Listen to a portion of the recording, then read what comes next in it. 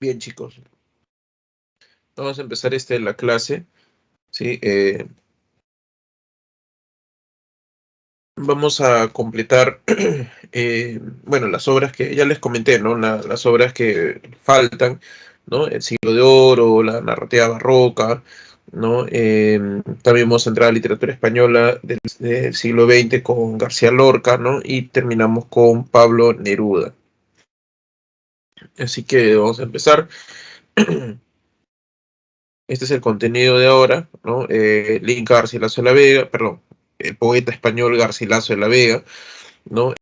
Con su égloga 1, la narrativa barroca Cervantes, el Quijote, ¿no? García Lorca con Poeta en Nueva York, Bodas de Sangre, también la poesía hispanoamericana, ¿no? Con 20 poemas de amor y una canción desesperada, ¿no? Bien, como ya les comenté la vez pasada, me parece que ahondar, ¿no? en estos aspectos del contexto, creo que ya es, no sé, ya es redundante, ya hemos hecho varias clases sobre eso, ¿no? Creo que, o sea, si bien hay dudas, pueden haber dudas, este, por supuesto voy a mencionar nuestras características, pero a su vez también me parece que voy a de repente dar algunos detalles adicionales, ¿no? De otros aspectos para que se pueda entender, ¿no? Digamos, la aparición, ¿no? digamos, la poesía española, ¿no? La narrativa barroca, ¿no? Porque eso no es gratuito, ¿no? Digamos, eso no nace de la nada, ¿no? La aparición de Garcilaso de la Vega, ¿no? Y la poesía de la escuela italiana, ¿no? No es algo, digamos, que gratuito, ¿no? Yo les había comentado que con la desintegración del Imperio Romano de Occidente, eh, lo que sucede es que muchos, o sea, los diferentes imperios que han existido, de alguna manera han querido, ¿no? Tomar el legado, ¿no? De Roma Occidental, ¿no? Lo que ocurre es que cuando un país, digamos, está teniendo, o sea, conquistas, ¿no? Y teniendo un poder, ¿no? En Europa, lo que han querido pues es imitar, digamos, a la gran potencia, ¿no? que existió, ¿no? En ese momento, ¿no? Que era Roma. De alguna manera es una imagen política, ¿no? Y lo que ellos, digamos, hacían los diferentes imperios es tomar esa misma imagen, ¿no? Para de alguna manera crecer, ¿no? Digamos, ellos eran como la continuación de ese gran imperio, ¿no? En este caso, el Imperio Romano de Occidente, ¿no? Eso de alguna manera era lo que buscaban, ¿no? Así el Imperio Carolingio, ¿no? Forma, digamos, ¿no? Carlomagno fue el primero de tratar de restaurar, ¿no? Lo que era el Imperio Romano de Occidente, ¿no? El Imperio Carolingio, que era Francia, ¿no? Y lo que era el Sacro Imperio Romano Germánico, lo que luego se convirtió, mejor dicho, en ello, ¿no? ¿No? Que son los países germánicos, ¿no? Ciertos, también regiones de Italia, ¿no? Bueno, en ese tiempo no existía Italia, ¿no? Ciertos reinados, digamos, ¿no? Y luego desaparece, ¿no? Se divide, se fragmenta el Imperio Carolingio, ¿no? Y va a comenzar a aparecer, pues, ¿no? España, ¿no? Eh, en el siglo XVI, ¿no? Cuando Juana I se casa con Felipe el Hermoso, ¿no? Digamos, su hijo, ¿no? Carlos V, hereda, ¿no? Todo lo que es la península ibérica, el Sacro Imperio Romano Germánico, ¿no? Es decir, buena parte de Europa, y, bueno, América, algunos países de África, en Oceanía también, ¿no? Portugal se había anexado a España, ¿no? O sea, era realmente su imperio era inmenso, ¿no? Y así como Carlomagno, ¿no? Digamos, trató de ser heredero, ¿no? De la España de Roma Occidental, ¿no?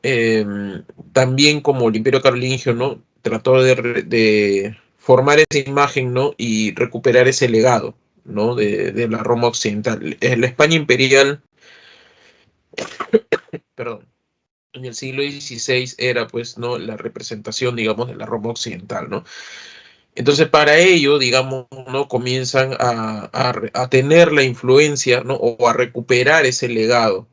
¿Y quiénes estaban realizando ese legado? Bueno, los que, digamos, eran originales, ¿no? De la Roma occidental, ¿no? Se desintegró el Imperio Romano, y queda Roma, la ciudad de Roma, ¿no? Y todos los ducados, reinados, reinos pequeños, ¿no? De lo que ahora es Italia, ¿no? Entonces ellos comienzan a desarrollar, porque ellos también están tratando de recuperar, ¿no? El, digamos, el esplendor de lo que había sido Roma, ¿no? Entonces, todo eso, digamos, ¿no? Comienza a recuperarse, porque justamente esas regiones, ¿no? Están dentro de lo que es el Imperio Español en ese momento, ¿no? ¿No? Entonces comienza a recuperarse porque estas regiones en el siglo XIII y en el siglo XIV, ¿no? Tienen un esplendor, ¿no? Que se conocen como el Trecento y el Quattrocento italiano, ¿no? Eh, ¿Quiénes viven en el Trecento italiano? Dante, ¿no? Dante es uno de los grandes humanistas, ¿no? Luego está Petrarca, ¿no? Y luego en el Quattrocento está Boccaccio, ¿no? Que comienzan a desarrollar, digamos, para que se entienda, ¿no? De dónde surge Garcilaso, ¿no? Eh, ¿Qué comienzan a desarrollar los poetas del Trecento italiano? Desarrollan lo que es el dulce estilo nuevo, ¿no? El estilo novismo, ¿no? El dulce estilo nuevo, ¿no? Era la concepción, ¿no? De, digamos, del amor y la divinidad. Por eso, por ejemplo, ellos hablan sobre el amor, ¿no? Entonces, cuando a veces ustedes, creo, no me acuerdo si este salón era, eh, preguntaban o catalogaban de que el romanticismo habla de amor, exactamente, no solamente el romanticismo, en realidad, todas las, digamos, todos los tiempos se ha hablado del amor, ¿no? O sea, el romanticismo no es, digamos, propiamente de una escuela, de un tiempo, ¿no? O sea, digamos, ¿no? El romanticismo no es exclusivamente, ¿no? De que habla del amor, ¿no? O sea, en ese tiempo el estilnovismo también refiere ello, por ejemplo, ¿no? Entonces, por ejemplo, los estilnovistas, ¿no? Hay dos son los maestros de Dante, ¿no? Guido Guinizelli, ¿no? Y Guido Cavalcanti, ¿no? Ellos, por ejemplo, ¿no? Guinizelli concibe la idea del amor, ¿no? Y es algo que Garcilaso toma, por supuesto, porque él es heredero, ¿no? Digamos, de toda esa influencia del Trecento italiano, ¿no? ¿De qué habla Guinizelli? Guinizelli menciona que, por ejemplo, ¿no? La mujer, ¿no? Tiene el amor puro, por ejemplo, ¿no? O sea, el amor más puro lo encuentras en una mujer, ¿no? Y esto se debe porque, digamos, ¿no? La divinidad, ¿no? O sea, una mujer tiene ese amor puro porque es criatura de Dios, ¿no? Es criatura de Dios y, digamos, ¿no? Como es criatura de Dios, este, no puede, digamos, Dios es amor puro, inmenso, ¿no? Y ella, al ser criatura, ¿no? De Dios, también tiene esa pureza, su amor puro y gentil, ¿no? Eh, Sin embargo, el hombre, ¿no? Muchas veces no puede acceder a ese amor, ¿no? A ese amor puro, ¿no? Porque puede ser un pecador, ¿no? Y no corresponde a, digamos, ese amor puro de una mujer hacia él, ¿no? Es el amor doliente, sufriente, ¿no? Eso es lo que tiene Salicio, ¿no? En la Íloga 1, que no puede corresponder ese amor, por ejemplo, ¿no? O sea, Galatea, ¿no? No le corresponde, ¿no? Entonces, Guinizelli justamente había mencionado ello, ¿no? Que el hombre a veces no puede acceder a ello porque no tiene esa misma pureza del amor, ¿no? Que tiene una mujer. Hay una característica que menciona Guinizelli que cuenta con esta idea del saludo, ¿no? El saludo es algo muy importante, ¿no? Porque, digamos, un saludo, digamos, es mostrar la pureza del amor, ¿no? Eh, por eso no es casual que en la vida nueva Dante, ¿no? Escriba, ¿no? Y ponga mucho énfasis, ¿no? Sobre la idea del saludo, ¿no? En Beatriz, porque Dante se cruza con Beatriz cuando tienen 8 años, 10 años, son niños, y, y se queda impactado. O sea, Beatriz le saluda y eso es, digamos, como un milagro, digamos, ¿no? Porque eso así también concibe Guinizelli. Es un milagro y Dante se queda enamorado, no prendido, digamos, impactado, ¿no? Por esa gentileza del amor, ¿no? Pero al igual que su maestro, ¿no? Dante no puede acceder al amor de Beatriz, ¿no? No puede acceder y es un amor sufriente, un amor doliente, ¿no? Que es lo que pasa con Salicio y Galatea, por ejemplo, ¿no? Eh, Su otro maestro de Dante, ¿no? Cavalcanti, ¿no? También del estilnovismo. Ellos son los fundadores del dulce estilo nuevo, ¿no? Cavalcanti concibe la misma idea, ¿no? Del amor, ¿no? Que no puede, digamos, la pureza del amor, ¿no? Etcétera. Sin embargo, Cavalcanti sí da la idea de que sí puedes acceder a ese amor, ¿no? O sea, sí puedes, si tú tienes también el amor puro, ¿no? Eh, o si no también a través de la literatura. O sea, la literatura también es divina, ¿no? Y tú puedes acceder, digamos, a esa gentileza del amor, ¿no? Y eso es lo que Dante hace, ¿no? Por ejemplo, ¿no? Dante, ¿qué es lo que ocurre? En la vida nueva, cuando ha visto a Beatriz de niño y luego se han encontrado a grandes y a jóvenes, ¿no? Beatriz es mostrada como soberbia, se burla de Dante, ¿no? Eh, o sea, Dante se acuerda de ella, ¿no? Pero no es la misma persona, ¿no? O sea, Beatriz, o sea, en el sentido de que ha cambiado, ¿no? Beatriz es más soberbia, se burla, ¿no? Dante sigue prendido, digamos, enamorado por ese saludo, ¿no? Eh, pero Beatriz más bien se burla de eso, de él, ¿no? O sea, porque no era agraciado Dante, ¿no? Y Beatriz muere, ¿no? Y al morir Beatriz, Dante se siente muy mal, ¿no? No puede acceder o sea, se privó, digamos, de ver a Beatriz en la vida, ¿no? Y a su vez también ni siquiera poder acceder al amor de Beatriz, ¿no? O sea, con eso, digamos, se liquidó cualquier oportunidad de acceder a ese amor puro, ¿no? Y él está deambulando, Dante, no solo que cuenta en la vida nueva, ¿no? Y hay un momento y ahí es donde viene la escuela de Cavalcanti, ¿no? O sea, Dante se da cuenta de que sí puede acceder al amor de Beatriz, ¿no? Puede acceder al amor de Beatriz mediante la literatura, ¿no? Y en la literatura es la manera de trascender la muerte, ¿no? Y perennizar, digamos, el nombre de Beatriz para que nunca se olvide, ¿no? Y esa es, digamos, la demostración de un amor más puro, o sea, un amor puro también, ¿no? Digamos, ¿no? La literatura hace propicia, ¿no? De que la demostración de amor más puro es trascenderla en la historia y que la gente no olvide su nombre y de esa manera poder, digamos, estar con Beatriz, ¿no? Eso lo va a hacer en la Divina Comedia. Beatriz, ¿dónde está? En el paraíso. ¿Quién acompaña en todo el paraíso de Beatriz? A Dante, Beatriz. ¿No? Y justamente al final, ¿no? Ambos juntos ven a Dios, Beatriz y Dante, ¿no? O sea, como si fuera un matrimonio, digamos, ¿no? O sea, Dios está ahí, ¿no? Y los dos se están viendo, ¿no? Eh, y qué es lo que ha hecho Dante? Recuerden que Dante cuando desciende al infierno, eh, él desciende al infierno para botar las culpas, ¿no? Porque es un pecador, ¿no? Y luego ve todo el sufrimiento del purgatorio y cuando llega al paraíso, no sé si recuerdan, que les mencioné que a Dante lo sumergen en el río Leteo, que es el río del olvido, para que se olvide todo el pecado, ¿no? Y pueda ver la gracia divina, ¿no? Dante se ha purificado, por eso puede ver a Beatriz, por eso puede acceder a ver a Beatriz, andar con Beatriz.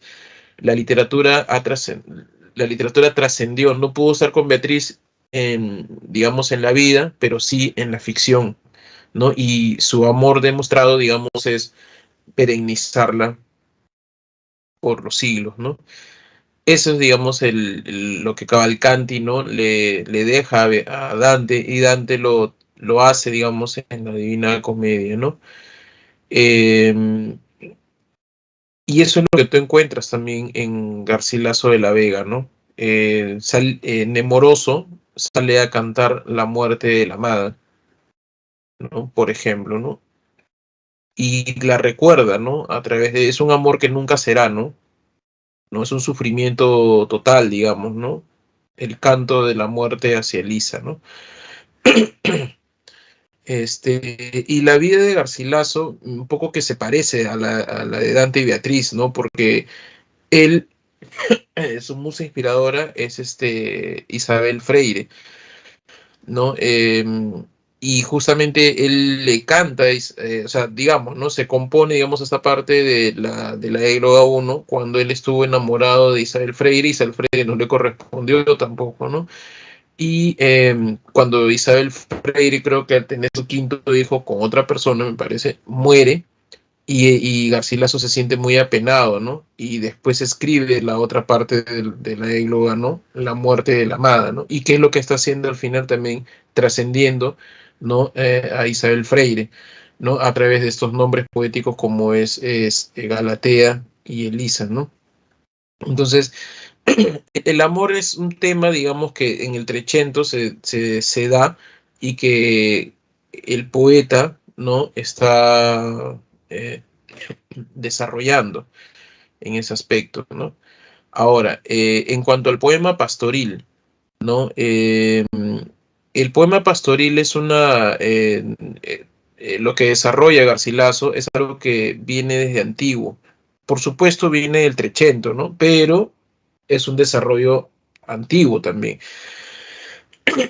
Eh, el poema pastoril, en realidad la naturaleza siempre ha sido un tema muy desarrollado a través de los griegos, ¿no? Y en realidad de las antiguas civilizaciones. Yo les contaba, creo, por ejemplo, cuando la primera escritura que aparece, que son la de los sumerios, ellos hablan del Edén, del jardín del Edén, ¿no? Seguramente en un tiempo mítico, ¿no? Había, por lo que más o menos se deduce, eh, un gran desarrollo, digamos, de la agricultura, porque justamente es la etapa donde el ser humano se asienta y deja de ser nómada, ¿no? Y de repente descubren, digamos, estos tiempos de desarrollo agrícola, ¿no?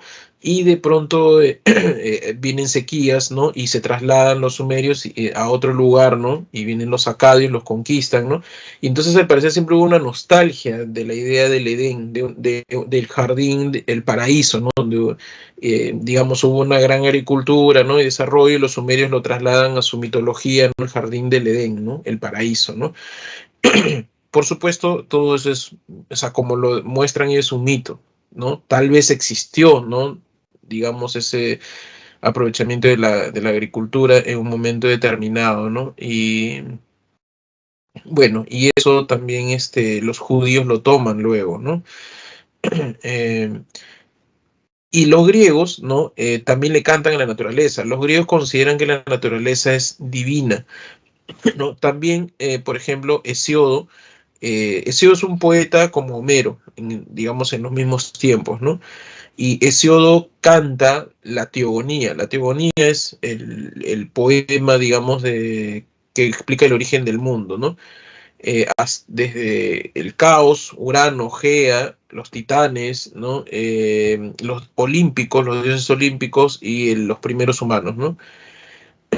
Ahí acaba el poema. Tiene otro poema más corto que se llama Los trabajos y los días. Y ese poema habla de la agricultura, ¿no? De los primeros humanos que comienzan a trabajar la tierra, ¿no? Y canta, pues, el sufrimiento de los humanos, ¿no? O sea, de sembrar, ¿no? Los alimentos, ¿no? Y es un canto a la naturaleza. Y esto se debe a que la naturaleza está divinizada totalmente, ¿no? La naturaleza es la madre de naturaleza, existen diosas, la diosa Diana de la naturaleza, ¿no? Ella andaba en la naturaleza, es la representación de ella. También en la naturaleza estaban las ninfas, que eran divinidades, deidades, ¿no? De la naturaleza, espíritus de la naturaleza, y también estaban los sátiros, ¿no? Que siempre perseguían a las ninfas, porque los sátiros estaban siempre con apetito sexual. Y en las lagunas, ríos, mares, estaban las nereidas, que eran divinidades del mar, ¿no? Entonces, la naturaleza estaba totalmente divinizada. Cantarle a la naturaleza era algo que te regocijabas, porque le cantas a una divinidad.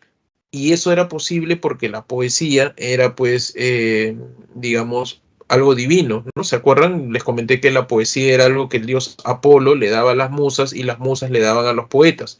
Por lo tanto, el poeta era un ser divino que cantaba, ¿no? Con un mensaje divino, cantaba otra divinidad, ¿no? O sea, todo era divino, por eso le cantaba, ¿no? En la Grecia antigua, ¿no? El cantar a la naturaleza era algo, eh, digamos, notable, ¿no?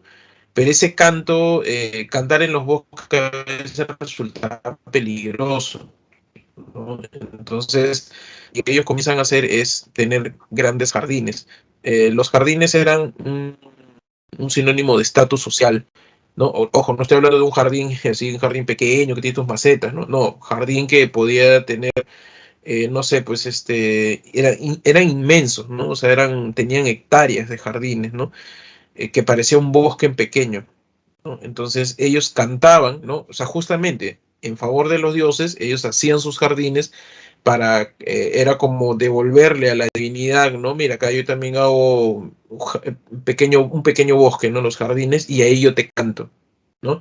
Entonces los poetas se desarrollan, ¿no? Comienzan a cantar, ¿no? En los jardines, ¿no? No es casual que cuando Dante desciende al infierno en el limbo, ¿no? Cuando encuentra a Sócrates, Platón, Aristóteles, Marco Aurelio, Zenón, Séneca, todos ellos, a Virgilio, ¿no? ¿Dónde creen que están? En un bosque como jardín, porque en la Grecia antigua tener jardín como bosque, ¿no? Era pues todo un estatus social aristocrático, ¿no? Dicho sea de paso, la filosofía, ¿dónde lo hacen?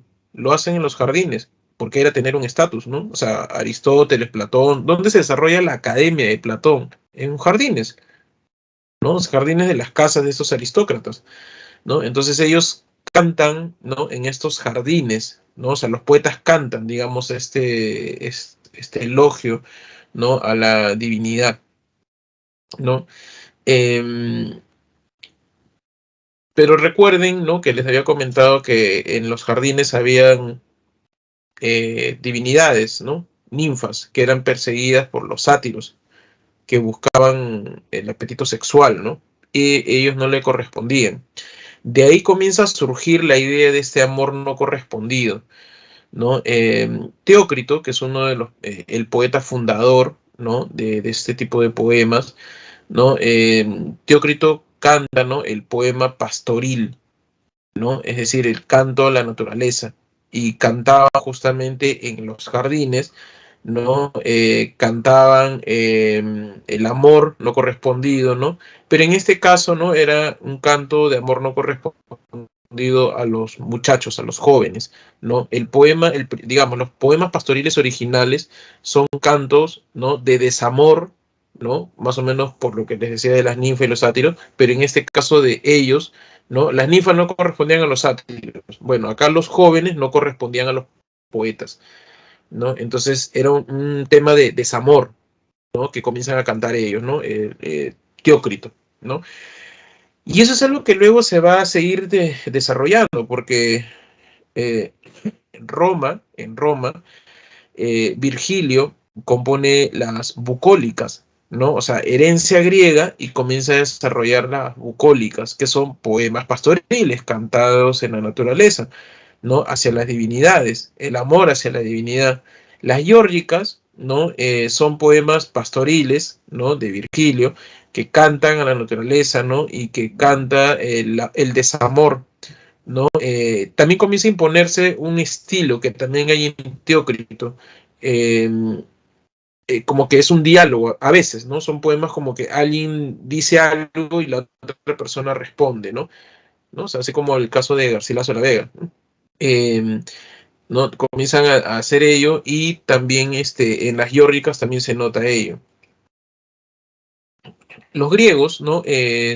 Como elogian mucho la naturaleza, ellos quisieran estar en la naturaleza porque están en medio de la divinidad y le cantan a la divinidad, comienzan a idealizar que las personas adecuadas, ¿no? Las que deben estar regocijadas, ellos están en la ciudad, ¿no? Y tienen que hacer sus jardines, ¿no? Construir sus pequeños bosques, ¿no? Para poder hacer literatura, ¿no? Cantar, ¿no? Ellos elogian, ¿no? Aquellas personas, idealizan, ¿no? Que bueno, los que sí están seguramente eh, muy agraciados son los que viven ahí, ¿no? Y quienes viven en el bosque supuestamente, ¿no? Muy complacientes, los pastores, como el caso de la égloga 1, ¿no? Los pastores están cantando, ¿no? O sea, los pastores son personas que para los poetas, ¿no? Piensan que ellos son los regocijados porque están ahí, dentro de la divinidad, en medio de la divinidad, ¿no? Y estos pastores tocan el tema del amor, ¿no? El tema del desamor, ¿no? Digamos, ¿no? Estos pastores son pastores poetas, ¿no? Son pastores, son todo menos pastores, ¿no? O sea, son pastores, pero lo que menos hacen es pastar, ¿no? Porque ellos cantan, recitan poemas, sufren de amor, ¿no? Etcétera, ¿no? Eh, Menos pastar, ¿no? Pero bueno, son pastores, ¿no? Y en las yórricas son pastores que están hablando, ¿no? Sobre el amor que sufren, ¿no? Porque no les corresponden, ¿no? En la Edad Media la figura cambia, ¿no? Y ya no es el canto del amor al muchacho, ¿no? Sino que ahora por el cristianismo, ¿no? Empieza, digamos, el amor, el desamor al canto hacia la mujer, ¿no? El poema pastoril medieval, ¿no? Se da con los trovadores, ¿no? Y se desarrolla la idea del amor cortés, ¿no? El amor cortés es aquel, justamente, ¿no? El tema del el amor que el poeta o persona prodiga, digamos, ¿no? Le dice, ¿no? Pero la chica le pone muchas trabas y no puede acceder el amor, ¿no? De esta persona hacia la mujer, ¿no? El amor cortés es ese, ¿no? ¿No? De repente ustedes tenían una idea del amor cortés como un amor amable, o sea, sí, pero el amor cortés en realidad es que el joven, digamos, está buscando, ¿no? La correspondencia de ese amor, ¿no? Pero nunca accede. Voy a conectar mi laptop, sí.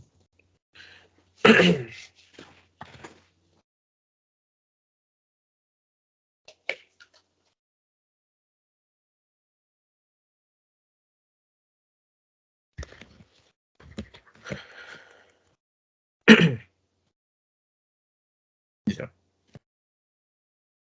Este, entonces, el amor, digamos, ese es el amor cortés durante el medioevo, ¿no?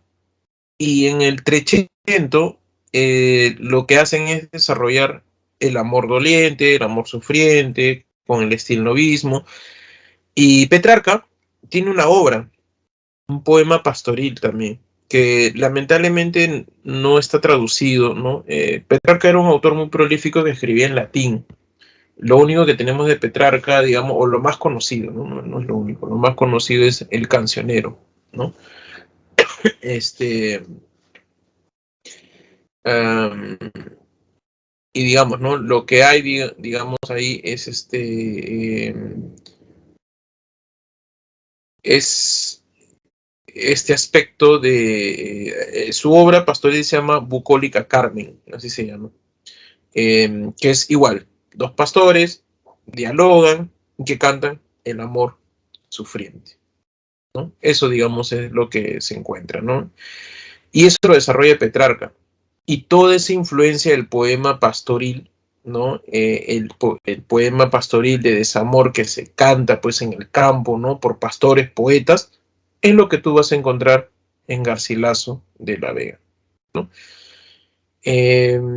No sé si hay alguna pregunta. No sé si está claro. ¿Sabían todos estos detalles? Bueno, como ya hemos explicado todo el contexto, también me da la posibilidad de poder explicar todos estos detalles adicionales que eso lo ves digamos, en un nivel más avanzado, ¿no? Pero trato de no ser, digamos, técnico en algunas cosas para más asequible, ¿no? Para que se pueda entender, porque ninguna escuela surge de la nada, ¿no? Ninguna obra también surge de la nada, sino que es influencia de todo ello, ¿no? Y eso que todavía nos falta un poquito más, ¿no? Para llegar a entrar a Cervantes. ¿Está claro las ideas, chicos, chicas?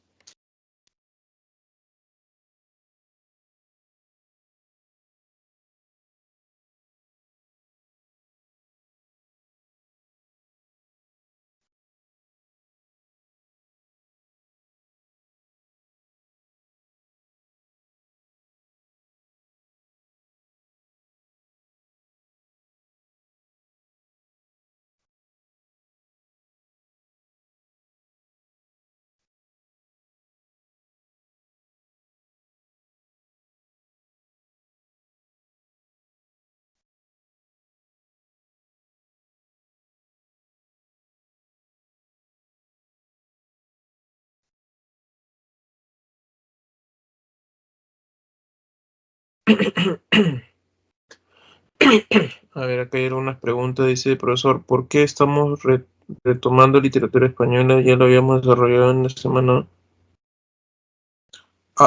Naomi, ya. Estuviste en la clase anterior. No sé si.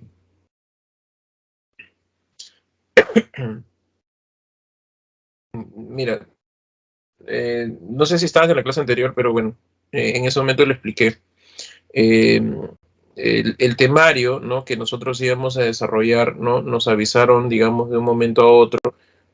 No tengo ninguna explicación para ello, si fue algo que, digamos, estaba ahí, que hubo un cambio, no lo puedo decir porque ni siquiera nosotros sabemos exactamente, ¿no? Y lo que íbamos a ver en detalle, ¿no? Porque a partir de la semana anterior íbamos a ver, ¿no? A partir de la semana anterior hasta el final íbamos a analizar tanto crimen y castigo y los ríos profundos, ¿no? Pero de pronto, ¿no? Nos enteramos, ¿no? De que el temario había cambiado, ¿no? Digamos, en el aspecto de que ya no se analizaba en detalle ni crimen y castigo ni ríos profundos, ¿no? Lo que digamos, lo que se ha hecho es, y no es una cuestión de nosotros, es volver al temario antes, prepandémico, donde se veían todas las obras, ¿no? Una historia literaria, literalmente, ¿no? O sea, se veían todas estas obras, ¿no? Cuando comenzamos a hacer obras de análisis, ¿no? Porque siempre poníamos dos obras para analizar, teníamos que eliminar, digamos, temas, ¿no? O sea, no veíamos ya varias obras, como La Divina Comedia, Garcilaso, ¿no? Etcétera, porque no alcanzaba el tiempo, ¿no? Aparte que era el temario que nos había dado la OCA, ¿no? La Oficina Central de Admisión, que es la que toma el examen de admisión y que la PRE, digamos, hace caso de eso para hacer sus exámenes y hacer sus temas, ¿no? Durante 2 años casi de pandemia hemos estado tomando ese cambio que se hizo sustancial, ¿no? De análisis de obras, y varias obras fueron eliminadas, ¿no?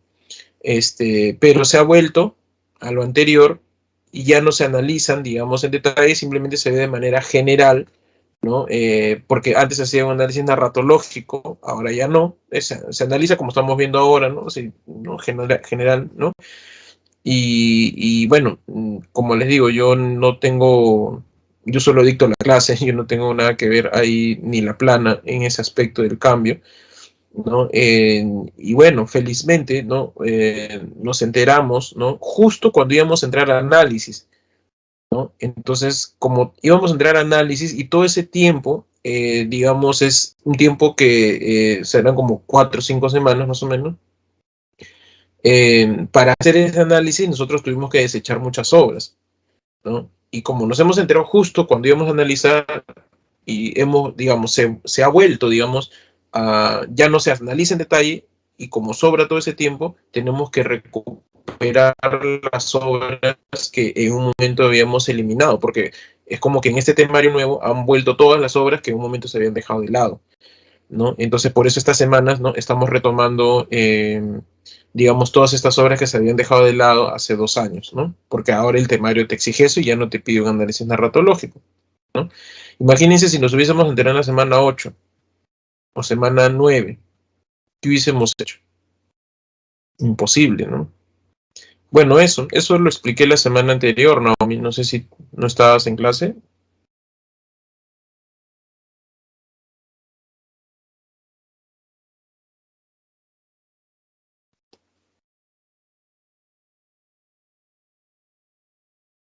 No, no, va a ser en general, ¿no? O sea, obras universales, españolas, hispanoamericanas, peruanas, ¿no? ¿Se acuerdan que saltamos varias obras? O sea, en peruana creo que nos saltamos Ñacatita, no sé, no me acuerdo. Ya, no me acuerdo si está ahorita en el temario, pero sabes como que todas estas obras, ¿no? Que se dejaron de lado, ¿no? Va a ser todo, o sea, todas las obras que hemos dejado de lado en española, hispanoamericana, peruana, ¿no? Todo se va a ver, ¿no? A un momento vamos a alcanzar, digamos, donde nos quedamos, ¿no? En Eguren, ¿no? Me parece, y ya ahí como que va a estar ordenado, ¿no? O sea, realmente, ¿no?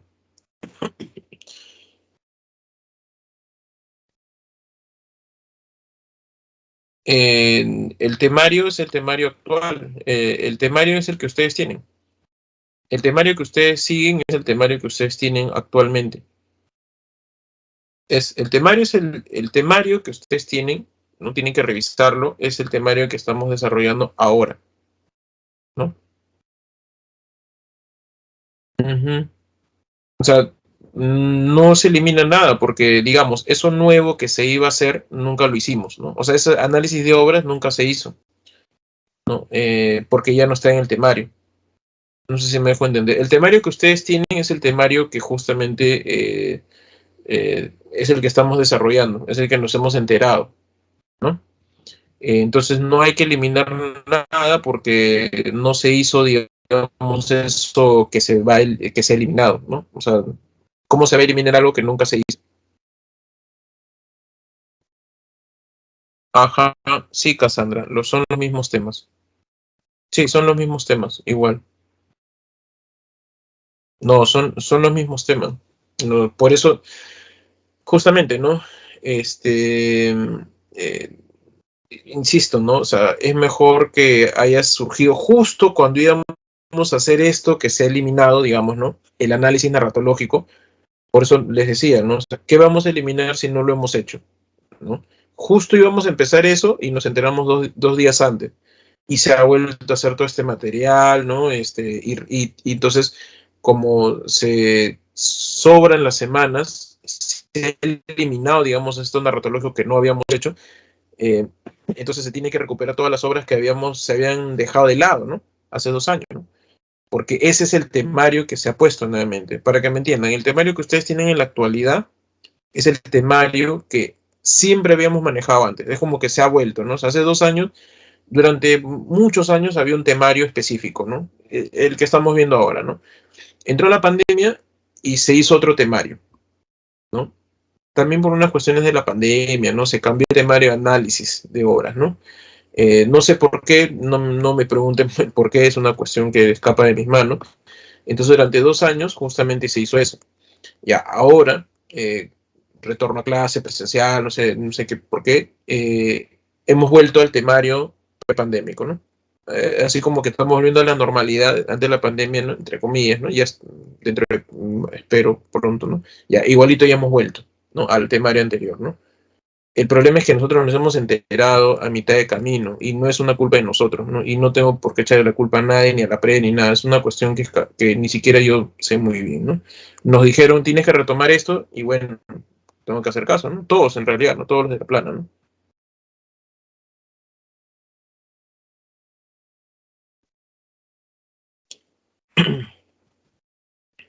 De nada, Naomi. Tienes dos temarios, 2021-2. No sé, yo hasta donde sé, el único temario que deberías tener es este temario que estamos desarrollando.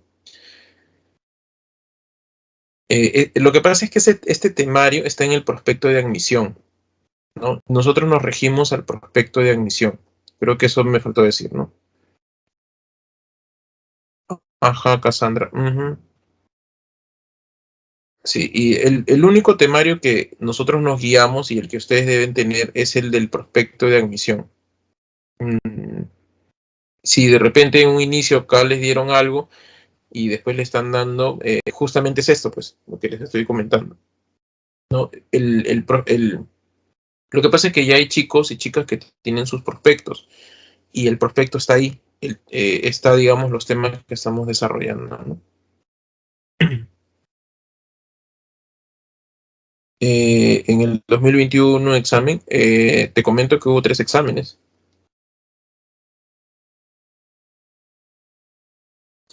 No te preocupes. En el 2021 hubo 3 exámenes, ¿ah? No sé de dónde sacan que hubo un examen. En- por eso, en el 2021 hubo 3 exámenes. Me parece que uno que fue virtual, creo en abril, y luego cuando ya comenzaron a vacunarse, no sé si ustedes vieron que hubo exámenes en el estadio de San Marcos. Hasta tres creo que hubo, o dos, ya, o sea, dos y el que fue virtual, o sea, son 3. Porque sí me sorprendí porque en octubre o noviembre hubo un examen, ¿no? Donde estaban así tomando por semanas, no sé si ustedes vieron o algunos han dado.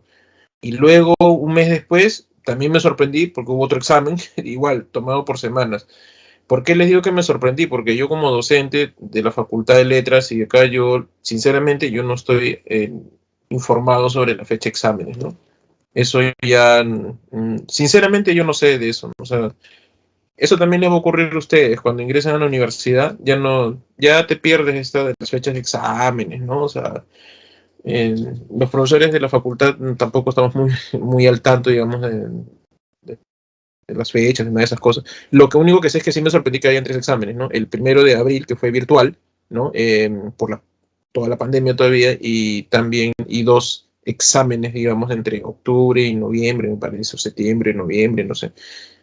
No hubo un examen, hubo 3 exámenes. Es que se debían exámenes, pues. Uno del 2020, el de marzo, que en el 2000, en agosto, septiembre, creo hubo el examen virtual que se dio en marzo, ¿no? Algo así, ya tampoco sé muy bien, o sea, estoy suponiendo cosas, ¿no? Ojo. En el 2020 no se dio el examen de marzo, ¿se acuerdan? Y luego se dio en virtual, 2020, septiembre, octubre, creo, pero había personas que no querían dar virtual, ¿no? Entonces tenían que esperar hasta cuando se den las condiciones, ¿no? Y me imagino que por eso hubo sí 3 exámenes, ¿no? No sé, es lo que yo creo, ¿no? Pero no hubo un solo examen, hubo varios exámenes. Bueno,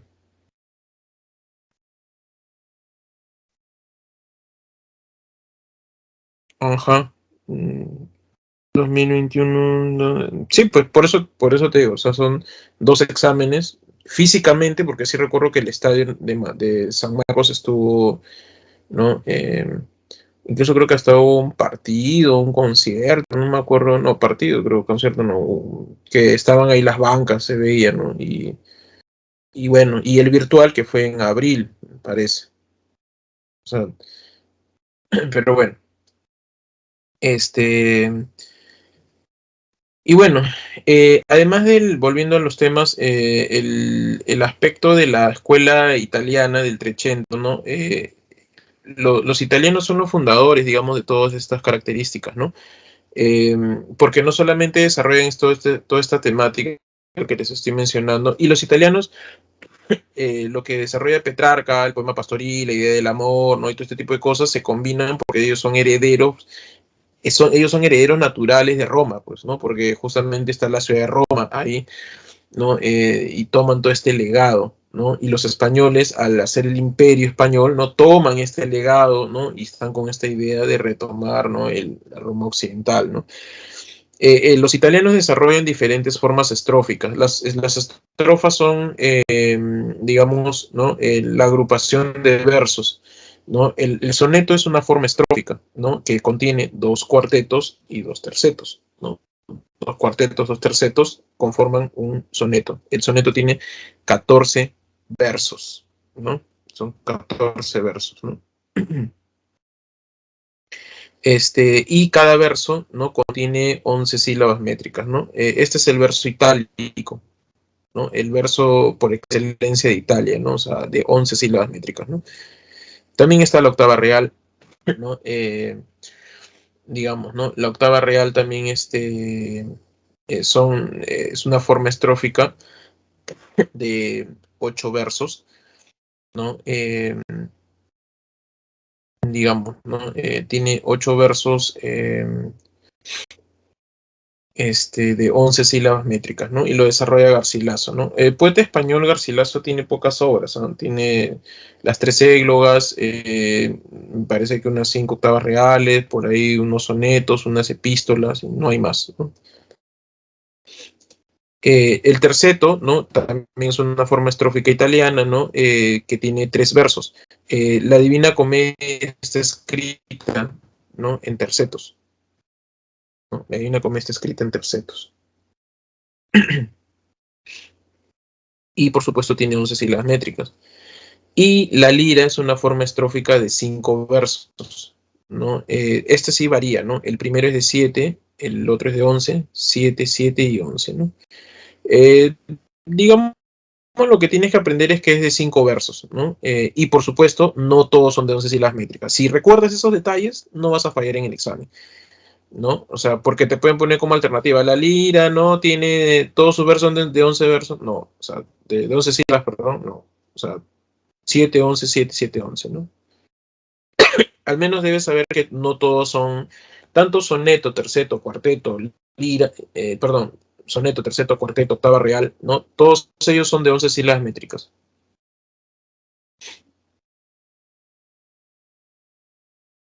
menos la lira. Los temas desarrollados justamente están relacionados a lo que les he mencionado hace un buen rato. El amor, el carpe diem, el beatus sí, el locus amoenus, ¿no? El amor. El amor es un tema desarrollado, por eso les insistí esa vez, ¿no? Del romanticismo, cuando por ahí preguntaban, profesor, el amor, ¿por qué el amor no es un tema, por qué no dice el amor del romanticismo? Porque el amor es algo que se ha desarrollado en todos los tiempos, ¿no? O sea, no es un tema propicio, digamos, exactamente del romanticismo. Mire, el tema del amor está muy presente aquí. 14 tiene Rubí, 14 versos, ¿no? Que se juntan 2 tercetos y 2 cuartetos.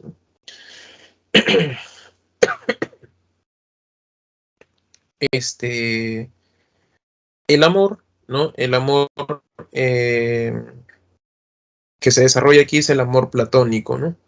Ahora, el amor platónico, por supuesto, no es, ¿no? La idea que se maneja, ¿no? Que, yo estoy enamorado de mi amigo, mi amiga, ¿no? Y ella o él no me hace caso, ¿no? Eso no es amor platónico, por si acaso, ¿no? El amor platónico viene, por supuesto, de Platón, ¿no? Platón tiene una obra que les recomiendo muchísimo que se llama El banquete o del amor. En este texto, ¿no? Que curiosamente, bueno, los textos de Platón son diálogos, no son dialogados, ¿no? Algo tendrá que ver, ¿no? El poema pastoril dialogado, algo, ¿no? ¿No? Dialogan sobre amor.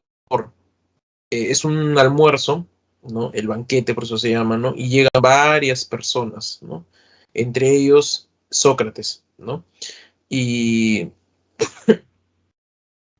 ahí empieza, digamos, ¿no? Esta idea, ¿no? ¿No? Varios comienzan a hablar sobre los orígenes del amor. Uno dice que Eros es hijo de Afrodita, diosa de la belleza, ¿no? Por ende, ¿no? Cuando tú dices, ves a alguien y sientes que es bella la persona, ¿no? O sea, te gusta, ¿no? Surge el amor, porque Eros es hijo de Afrodita.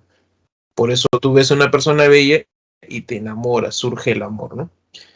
Otro dice que no es hijo de Afrodita, sino que Eros, ¿no? Cupido en romano, ¿no? Eros es la pareja de Afrodita, ¿no? O sea, ambos son pareja, ¿no? Y belleza y amor se juntan y surge el amor, ¿no? Digamos así, ¿no?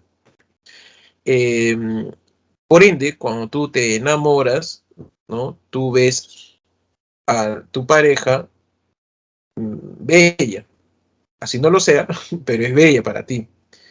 ¿no? Además, ¿no? Cuando se enamoran, ¿no? Lo más hermoso que puede haber, dice este personaje, ¿no? Es una pareja de enamorados, ¿no? Porque les cambia el rostro, ¿no? Se encandilan los rostros, ¿no? O sea, se llenan de belleza, ¿no? Están resplandecientes, ¿no? ¿No? Por eso ustedes habrán escuchado, ¿no? Que cuando están enamorados, dice, te brillan los ojos, ¿no? ¿No? En la mitología se mencionaba ello, ¿no? O sea, de que porque te enamoras, digamos, ¿no? Te llenas de belleza. Una pareja de enamorados es lo más bello que puede haber, dice, ¿no? Te brillan los ojos, ¿no? Aunque eso tiene una respuesta química, que no lo voy a explicar porque es bastante largo. Eh, y además, eh, hay ¿no? Otra, otro origen, ¿no? Otro mito también. El amor es ciego. Sí, y es cierto. Bueno, ya que insisten con este tema, así muy cortito, ¿ya? Para no desviarme del tema. Cuando tú te enamoras, tú botas dopamina, ¿no? Es una sustancia química que tiene nuestro cerebro, ¿no? Y la dopamina es la sustancia de la felicidad, ¿no? A nivel químico, ojo, científico, ¿no? Entonces, cuando tú te enamoras, tú comienzas a botar dopamina. Así como cuando tienes aventuras, digamos, no sé, pues estás en una carrera de caballo, lo que sea, botas adrenalina, que es una sustancia de nuestro cerebro. Cuando tú te enamoras, botas dopamina, sientes felicidad. ¿Y dónde crees que va la dopamina? Riega todo tu cuerpo y riega tus ojos. Por eso, cuando se escucha este término, te brillan los ojos, es porque tus ojos están llenos de dopamina. Y la dopamina dopa los ojos. Por eso el amor es ciego, ¿no? Por eso te brillan los ojos, ¿no? Es eso, esa es la respuesta química que te decía, ¿no? Pero bueno, los griegos lo decían de otra manera, ¿no? Y bueno, el Sócrates platónico mencionaba que en los tiempos míticos existía un ser, el hermafrodito. El hermafrodito era un ser que era hombre y mujer a la vez, ¿no? Estaban unidos, hombre y mujer, ¿no? Pero algo hicieron los hermafroditos a Zeus y Zeus se amargó y les tiró un rayo y los partió, ¿no? Recuerden que Platón habla mucho del mundo de las almas, de las ideas. El mundo de las ideas es el nombre correcto, ¿no? Para que entiendan el mundo de las almas, ¿no? Entonces, partió a estas almas, ¿no? Que estaban unidas y los mandó a que se separen, ¿no? Entonces, ¿qué es lo que pasa? Cuando nacen, estas almas bajan, ¿no? Y en la tierra están buscándose, porque de alguna manera sienten o sea, recuerdan algo que estuvieron juntos. Cuando tú te enamoras, ¿no? Seguramente habrás escuchado estos términos, ¿no? Lo conozco de años, ¿no? Parece como si nos conociéramos de tiempo, ¿no? Porque según Platón, ¿no? Tú tienes una reminiscencia. ¿Qué es reminiscencia? Recuerdo. Es decir, cuando tú tienes esas expresiones, oye, me llevo muy bien como si lo conociera de tiempo, me comprendo muy bien, es porque tú tienes una reminiscencia que en los tiempos antiguos, míticos, tú estuviste unido, unida hacia esa persona, ¿no? Es decir, cuando tú encuentras tu alma gemela, ¿no? Ese es el amor. Ahora usted dirá, profesor, pero yo tenía muchas parejas. Bueno, hay simulacros también, ¿no? Y el hecho de que encuentres a tu alma gemela que estabas unido un tiempo no quiere decir que es con ella porque puede destruirse, pues, ¿no? O sea, así de sencillo, ¿no? Bueno, y ese es el amor platónico, ¿no? Es muy diferente de repente a la concepción que ustedes manejaban, ¿no? Por eso, como característica dice belleza absoluta, por esta idea de que cuando están enamorados, ¿no? Exudan belleza. Por eso dice armonía del universo, porque cuando tú te encuentras con tu alma gemela, algo se ha unido que estaba separado, ¿no? Ahora, carpe diem, justamente cuando te encuentras con tu alma gemela, aprovecha el momento, ¿no? Los griegos tenían una cuestión con la juventud y el cuerpo. Para ellos, ¿no? Por ejemplo, los jóvenes, los enamorados más bellos son los jóvenes. Para ellos la vejez era algo que no soportaban, era algo que no era para eso ya. O sea, no te puedes enamorar de viejo, dicen, no, te tienes que enamorar de joven, porque ahí es donde hay belleza. En cambio es algo grotesco, ¿no? O sea, ver una pareja de enamorados jóvenes está bien, pero de viejos ya es algo grotesco, porque ellos consideraban que la juventud era la vigorosidad de la vida, ¿no? Ellos adoraban mucho el cuerpo atlético, ¿no? Y creo que yo les comenté en su momento, ¿no? O sea, los Juegos Olímpicos, ¿no? Eran justamente la demostración del cuerpo atlético que ellos adoraban. y ellos competían desnudos, ¿no? Por eso el discóbolo, ¿no? Esta estatua de los griegos que está tirando un disco está desnudo. ¿Por qué creen que está desnudo? ¿Porque les da la gana? No, o sea, en realidad competían así, desnudos, porque los espectadores iban, digamos, a apreciar el cuerpo joven. Aprovecha el momento porque la vejez es larga, ¿no? Carpe diem, ¿no? Por eso dice, goce de la juventud, ¿no? Aprovecha el momento, ¿no? Con esta cuestión del poema pastoril, ¿no? Ellos elogian, ¿no? La vida del pastor, ¿no? Porque ahí estás en medio de la naturaleza, ¿no? Con las divinidades, ¿no? Y además tienes un regocijo, una paz, ¿no? O sea, idealizan demasiado la naturaleza, ¿no? Y entonces ellos piensan que el pastor todo el día está cantando, ¿no? Ustedes, no sé si han visto en los cuentos de hadas, así, siempre ven al pastor cantando, ¿no? En el campo, ¿no? Es que viene de ahí, ¿no? O sea, el medioevo, digamos, todas esas novelas de caballerías, ¿no? Donde el pastor está cantando, incluso hasta en la actualidad cuando hay películas así de animadas, ¿no? En el campo que están cantando, ¿no? Es porque viene de acá, en realidad, o sea, viene desde el mundo medieval griego, ¿no? Se elogia mucho el campo, ¿no? Y entonces es ve a tu sille, ¿no? Dichoso aquel, ¿no? Que puede vivir ahí, ¿no? En ese campo, ¿no? Este, dichoso aquel que puede vivir en ese lugar, ¿no? Eh, ¿Qué más? ¿Y dónde vive este poeta pastor o pastor? En el lugar ameno, en la naturaleza, el locus amoeno. El locus amoeno es el lugar ameno. Y este lugar ameno, si tú elogias una vida como es la del pastor, por supuesto tienes que elogiar, ¿no? El lugar donde desarrolla esta vida campestre, es decir, el campo, la naturaleza. Y hay un tema que es la idea del destino, ¿no? El destino es algo es un tema que se está desarrollando en ese momento bastante, ¿no? ¿No? Digamos, no es un tema muy controversial, ¿no? O sea, lo que hace Lutero, ¿no? En realidad, a él no es que se le ocurre esta idea del libre albedrío, es algo que se está discutiendo, ¿no? Desde hace varios siglos en esa época, ¿no? O sea, la idea de que a diferencia del lo grecolatino, donde el destino se impone, ¿no? Aquí, digamos, tú sí puedes superar eso, ¿no? Bien. La égloga uno es del poema pastoril de Garcilaso de la Vega, género lírico, poema pastoril. Solo ustedes aprenden la égloga uno, ¿no? El égloga uno es el dulce lamentar de dos pastores, Salicio y Nemoroso, ¿no? Los dos no salen a la vez, ojo, ¿eh? Primero sale Salicio y luego sale Nemoroso, ¿sí? Eso es más o menos el orden. Y luego del canto, digamos, introducción que hace la voz poética, ¿no? Sale Salicio al amanecer. Por supuesto, todo esto es simbólico, ¿no? El amanecer, el alba, ¿no? El amor que aparece, ¿no? Y él comienza a cantar el amor que tiene hacia Galatea, pero Galatea no le corresponde, ¿no?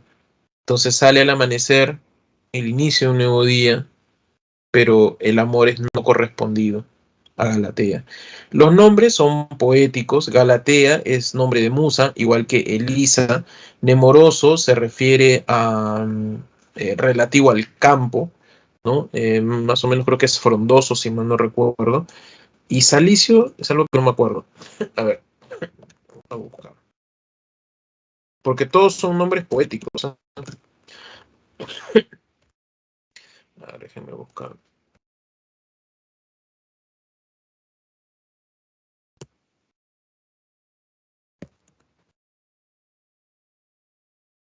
Uh -huh.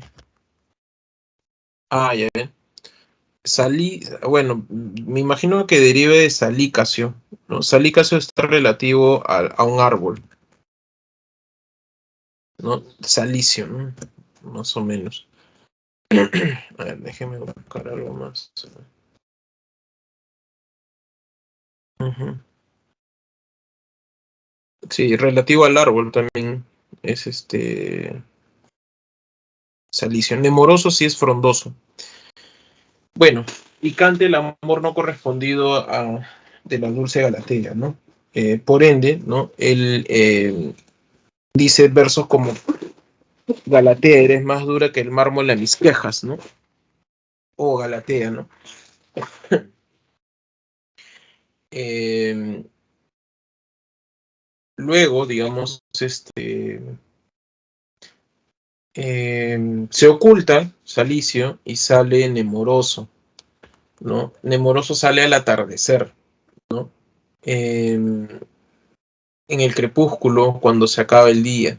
Todo es simbólico también, se acaba el día, se acaba la vida, ¿no? Porque Nemoroso sale a cantar la muerte de la amada, ¿no? Elisa está muerta, ¿no? Muy propio, ¿no? Del estilnovismo, ¿no? Garcilaso no era un estilnovista, pero tiene toda esa influencia. El estilnovismo marca toda la poesía española del siglo XV, siglo XVI.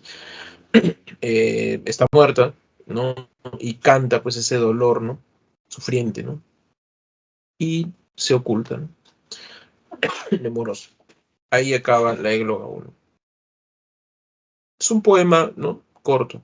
Bueno, es un poema nomás, la égloga 1. Un poema largo, ¿no? Bien. Narrativa barroca. ¿Alguna consulta sobre Garcilaso? La égloga 1.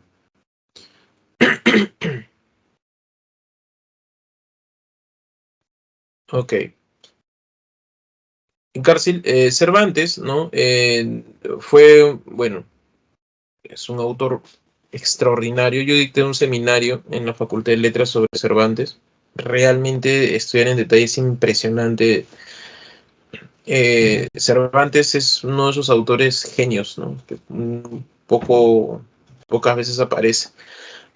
Nota que era un lector voraz, ¿no? de ello. Había leído mucho, no se nota en sus obras. Eh, pero también la cuestión italiana también influye en Cervantes.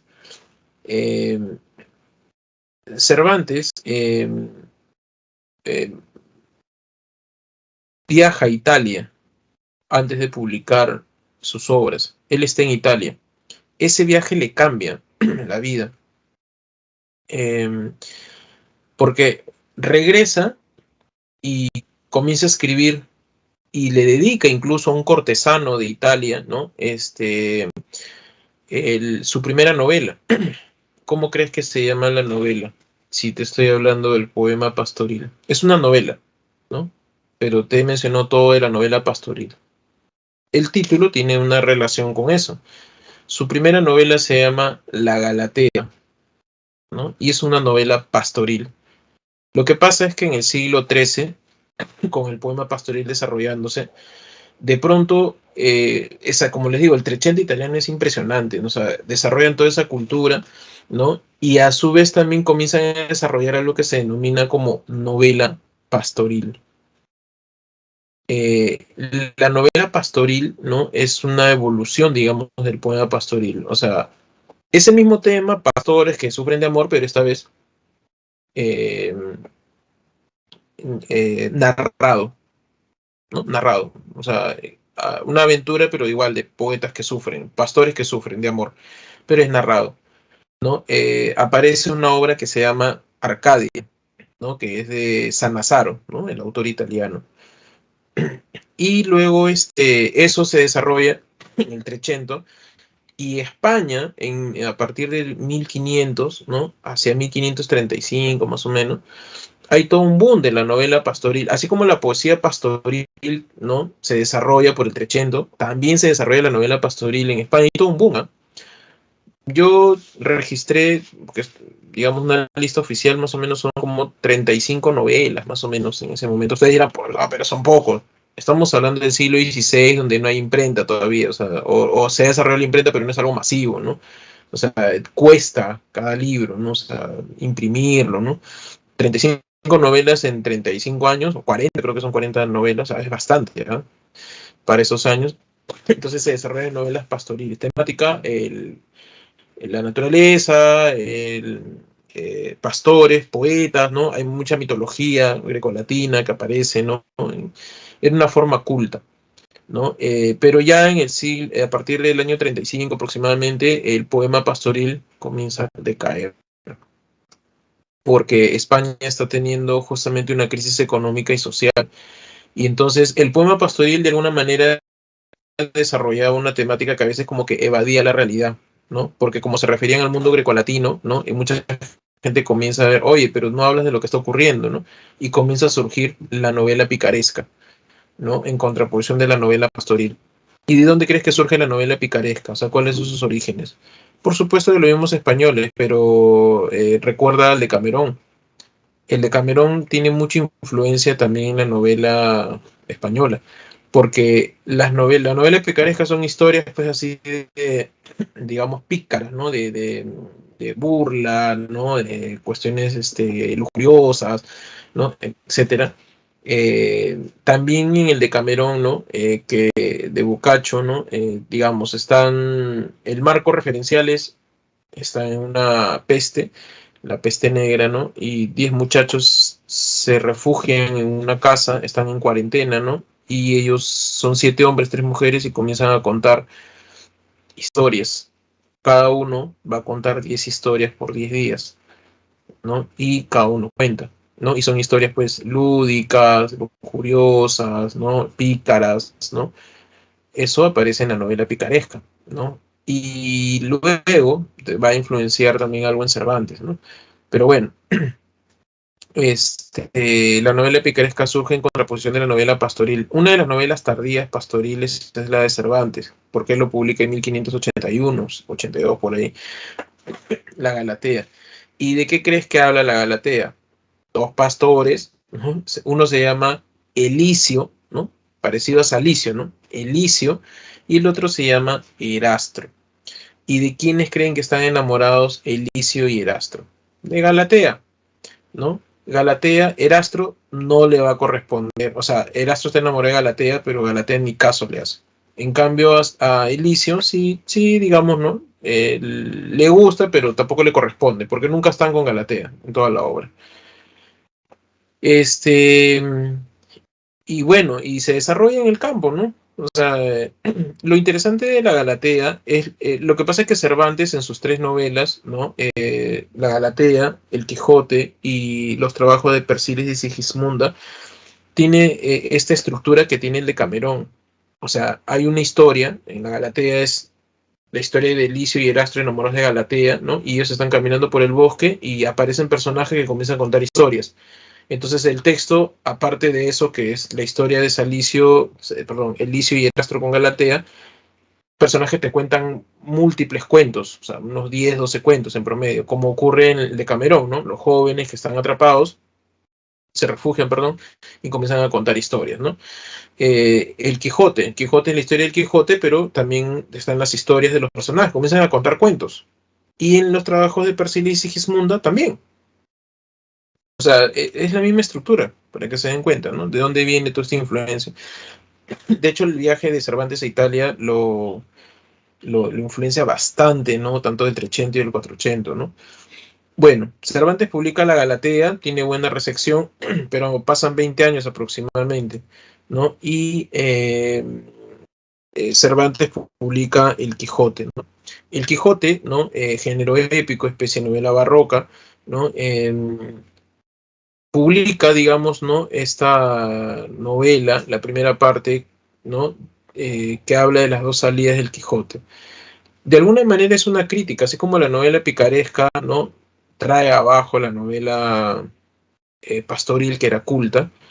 También otra cosa hace la novela picaresca, ¿no? Trae abajo las novelas de caballería. Las novelas de caballería se habían realizado en el siglo XII-XIII. No se hacía ya en el siglo XVI, novelas de caballería. Lo que hay es una lectura de estas novelas de caballería, ¿no? En la primera mitad del siglo XVI, ¿no? Porque era una forma culta. Así como hacían novelas pastoriles, ¿no? También las novelas de caballería se leían porque de alguna manera mostraban cierta cultura, ¿no? Es decir, la gente que tiene dinero, ¿no? Se alejaba del pueblo a leer ese tipo de cosas, ¿no?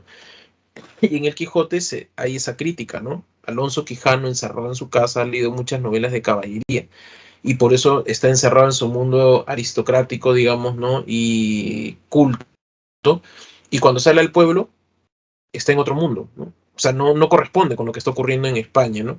Una crisis económica y social, ¿no? El pueblo, ¿no? Que está en el Quijote. ¿Te acuerdas de la novela pastoril, el poema pastoril, el campo? ¿Dónde crees que se desarrolla el Quijote?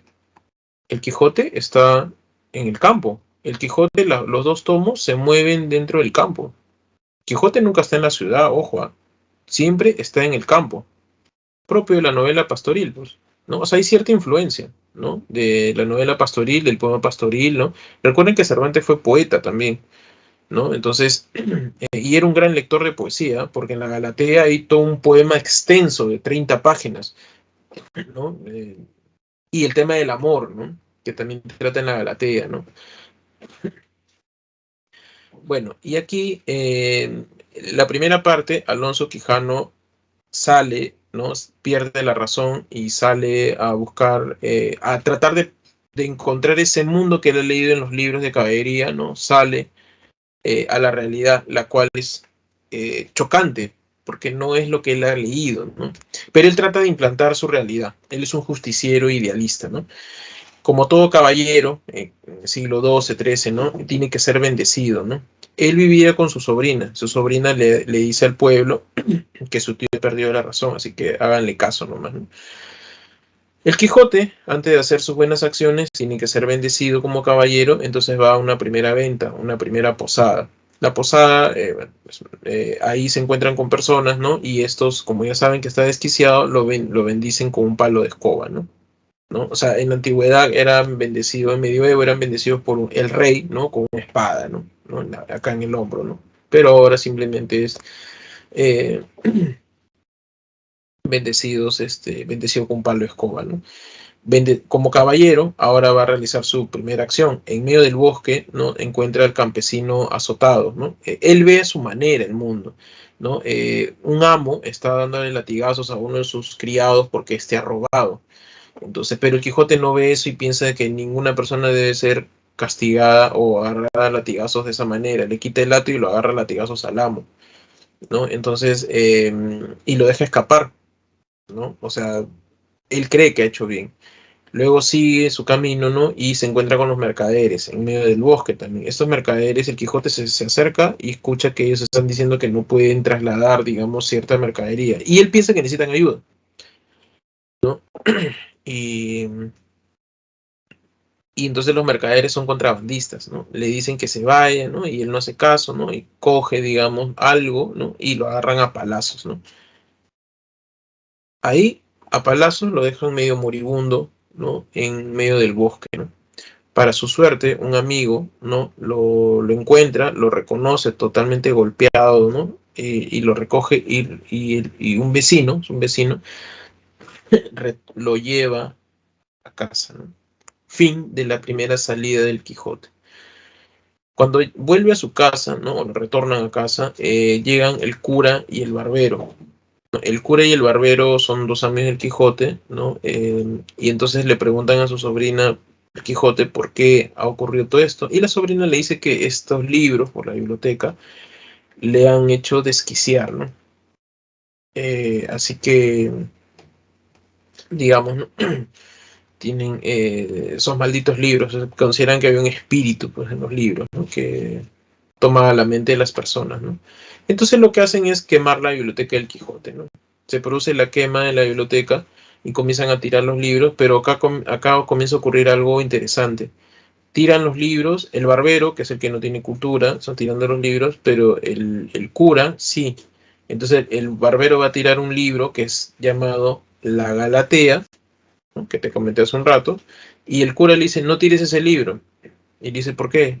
Ese es de un joven, dice, muy talentoso, ¿no? ¿Cómo vas a quemar el libro de Cervantes, ¿no? Ese libro, Cervantes es un autor muy talentoso, muy conocido, ¿no? O sea, el autor se está referenciando, se está haciendo elogios ahí dentro de la obra, ¿no? Pero no es la primera vez que va a aparecer, ¿eh?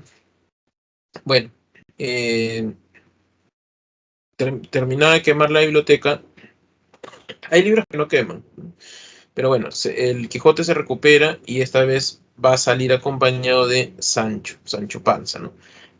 Sancho, ¿no? Igual tiene que ser un escudero, ¿no? Entonces va a una segunda venta o segunda posada y digamos, ¿cómo se llama? Lo bendicen como escudero, ¿no? Sancho sabe que el Quijote está desquiciado, sabe que está medio loco, ¿no? Entonces, el Quijote le ha prometido un gobierno, ¿no? O sea, un reinado de un pueblo, y le ha dicho de Dulcinea del Toboso, ¿no? Sancho no le cree nada, necesita el dinero, así que ya vamos nomás, ¿no? Bendecido como escudero, se encuentran con los molinos de viento, ¿no? Estos molinos, ¿no? Que el Quijote cree que son gigantes, ¿no? Sancho le dice que es este gigantes, ¿no? Pero Quijote le dice que no, que son gigantes, que los ojos los han hechizado, por eso no puede ver ello, ¿no? Etcétera, ¿no? Este, y salen peleándose con los molinos, ¿no? Luego, se van, ¿no? Y se encuentran con el rebaño de ovejas, que el Quijote cree que es un ejército, y se pelean con las ovejas, ¿no? Por supuesto, las ovejas le ganan, ¿no? Luego se encuentran con la princesa Micomicona, que en realidad es una campesina, pero el Quijote cree que es una princesa que tiene una cuestión, un hado, ¿no? Que puede observar, digamos, el futuro, ¿no? Eh, luego se encuentran, aparece nuevamente el cura y el barbero, ¿no? El cura y el barbero, este, son amigos de Quijote, ¿no? Como aparecieron al inicio de la quema en la biblioteca, ¿no? Y aparecen, ¿no? Y digamos, le han prometido a la sobrina del Quijote devolverlo a casa, ¿no?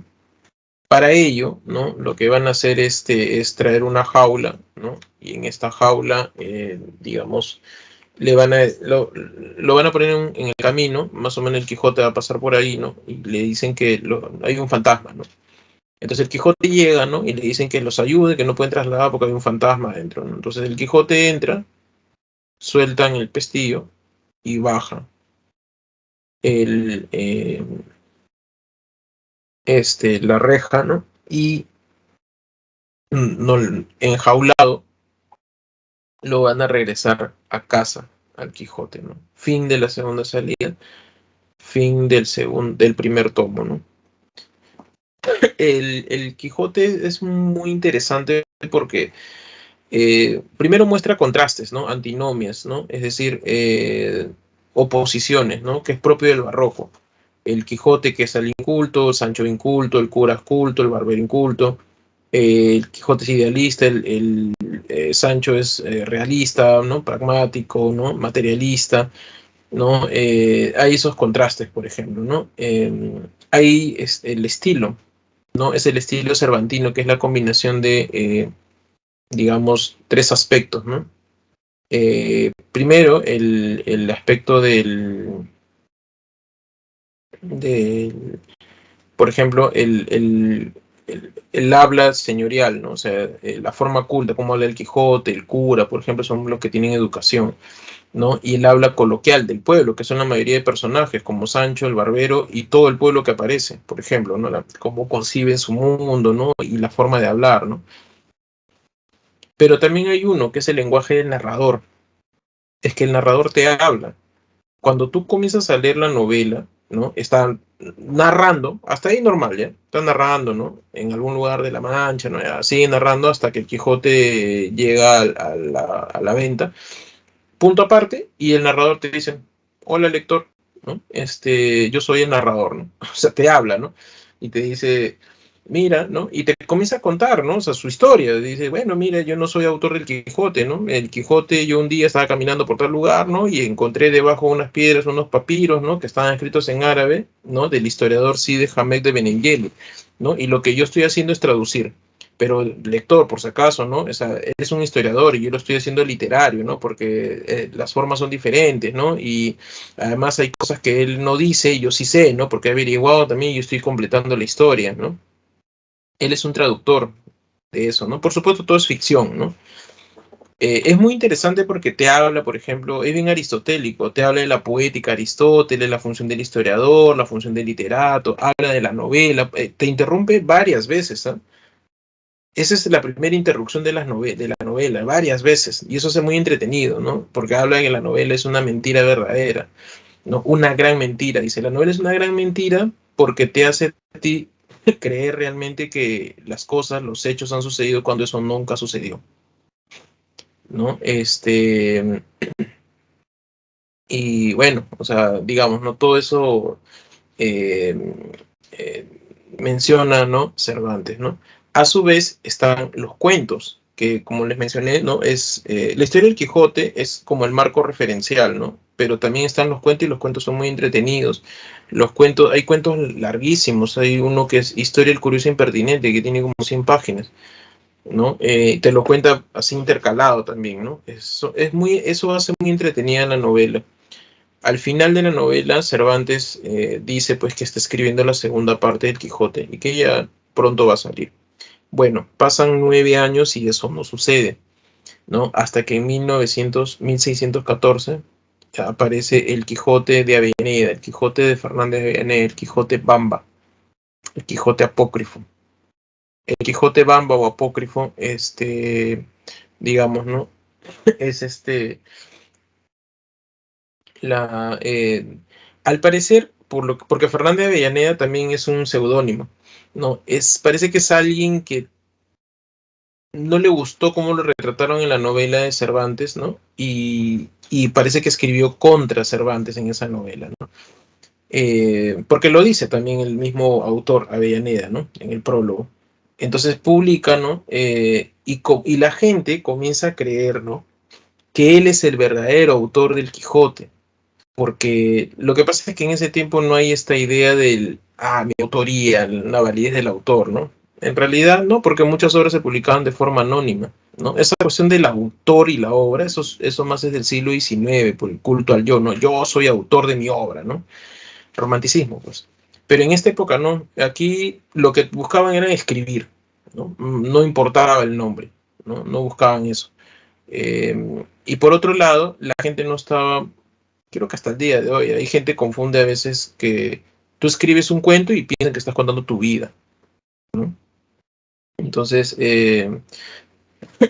no había esa concepción de, digamos, ¿no? de ficción y, o sea, novela, ¿no? Novela, historia. Porque miren, en el siglo XVI, las novelas de caballería, que, por ejemplo, las novelas de caballería hablan de luchar contra dragones y gigantes, ¿no? Ya, la gente creía en ese momento que esas novelas de caballería eran de verdad, que eso había ocurrido, ¿no? Ahora ya se sabe que todo eso es ficción, pero en ese momento, o sea, hay algunos que cuestionan que eso es de evasión, ¿no? Pero no es porque no existe, sino porque cuenta de tiempos antiguos, ¿no? Pero la gente creía realmente que habían existido el Amadís de Gaula, ¿no? Que son las novelas de caballería del siglo XII, XIII, el Amadís de Gaula, Tirante el Blanco, Lancelot, ¿no? Por ejemplo, ¿no? O sea, creían realmente. Ustedes habrán escuchado el rey Arturo, seguramente, ¿no? De Inglaterra, ¿no? Que es toda la saga artúrica, ¿no?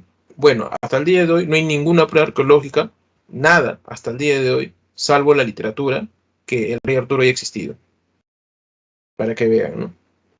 O sea, entonces la confusión de entre realidad y ficción es algo que está ahí. Entonces, si mismo Cervantes en su novela dice que él no es el autor, ¿no? Entonces la gente realmente cree que no es el autor, ¿no? Y a veces ocurría que utilizaban seudónimos, pues alguien escribía con tal seudónimo para pasar la Inquisición, ¿no? Etcétera, y luego o tenía éxito, ¿no? Y decían, mira, yo soy el autor por si acaso, ¿no? Entonces es un seudónimo, ¿no? Entonces, eso, digamos, de alguna manera, la gente cree, ¿no? Y creen que Fernández de Avellaneda es el verdadero autor del Quijote, ¿no? Un año después, y definitivamente, si no hubiese salido el Quijote Bamba, estoy seguro que no hubiese salido el Quijote. Porque el Quijote Bamba está presente en la segunda parte. Un año después, Cervantes publica la segunda parte, donde habla de la tercera salida del Quijote, y en el prólogo menciona que él es el único y verdadero autor del Quijote. que estas cuestiones de la ficción, en realidad él puede decir muchas cosas en el prólogo, pero todo es ficción, es parte de la novela, y que alguien ha querido usurpar su nombre y se ha querido llevar los méritos de su primer libro, ¿no? Y que por eso le va a dar muerte a su personaje en este segundo tomo para que nadie jamás lo vuelva a usar. Y eso es algo que también se hacía mucho en esa época. Eh, a veces había una obra que calaba mucho y habían continuaciones. ¿Ustedes creen que La serie de Tormes es el único libro? Hay continuaciones de La serie de Tormes, dicho sea de paso, ¿no? Hay toda una saga, hay como 10 libros de La serie de Tormes. Hay uno que se llama La Celestina, hay como 10 libros. O sea, lo que hace Hollywood con las películas, que hay secuelas una tras otra, en realidad es lo que se hacía desde el siglo XVI, ¿no? Con las obras.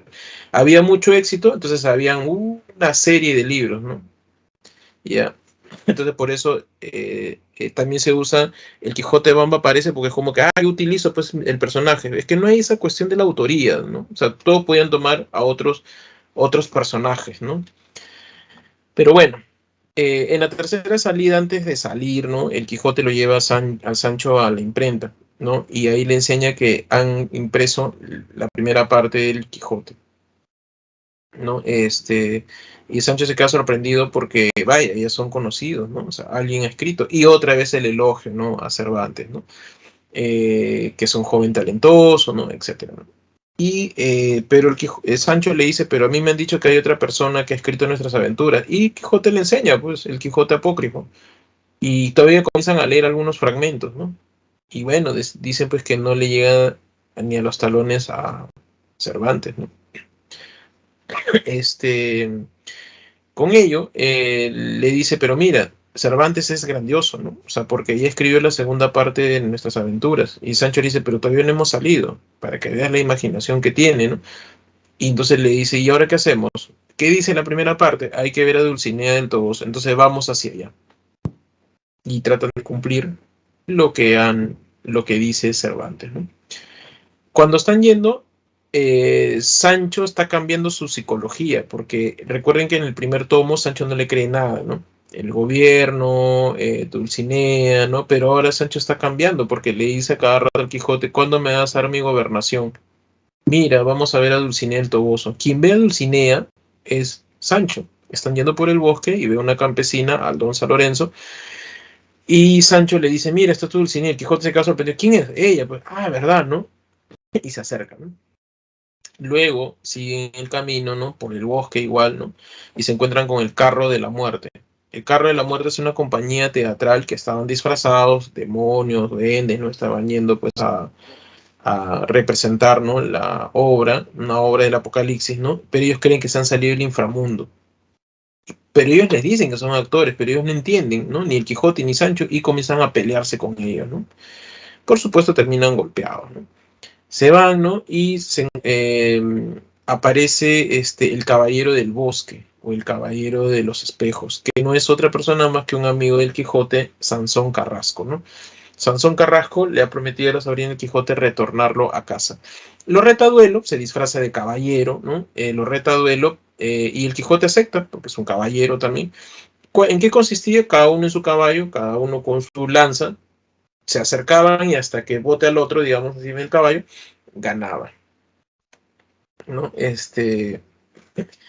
Y bueno, y eso ocurre, ¿no? Están encima del caballo, se están acercando, pero el Quijote está con su lanza bien puesta, mientras que Sansón Carrasco se le enreda la cuerda de la lanza con la cuerda del asiento, ¿no? Y mientras está tratando de desatar, lo tumba, ¿no? El Quijote le ha ganado el duelo, ¿no? Y le perdona la vida, porque él es un caballero, dicen, ¿no?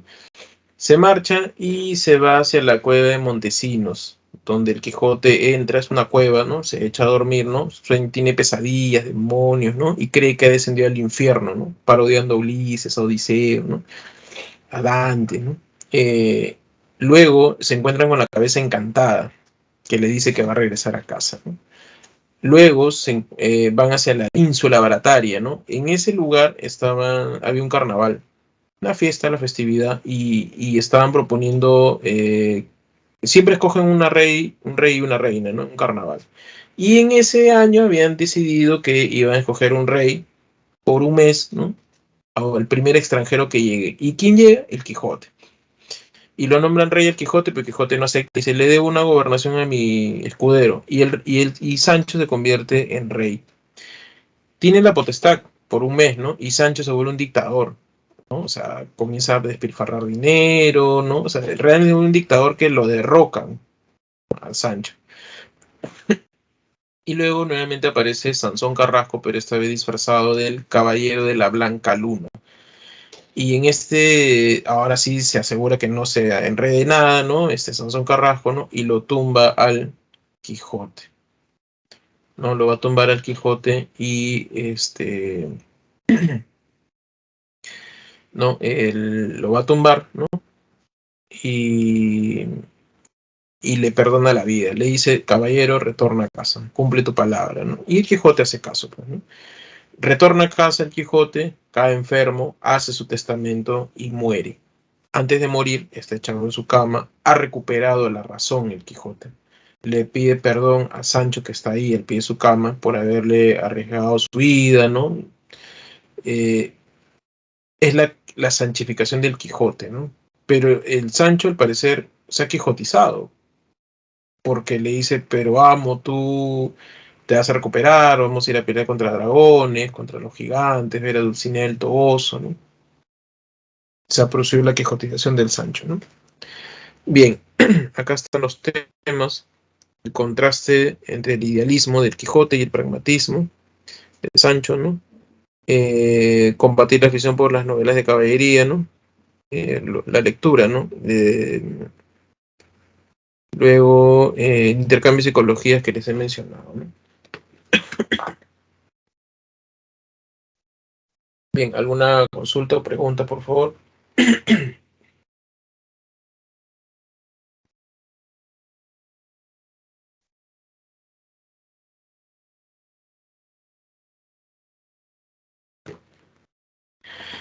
Bien, pasemos rápidamente a la vanguardia.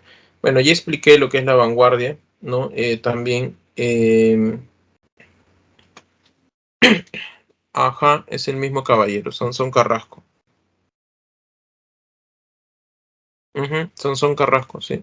El caballero del bosque, el caballero de los espejos, el mismo caballero de la Blanca Luna.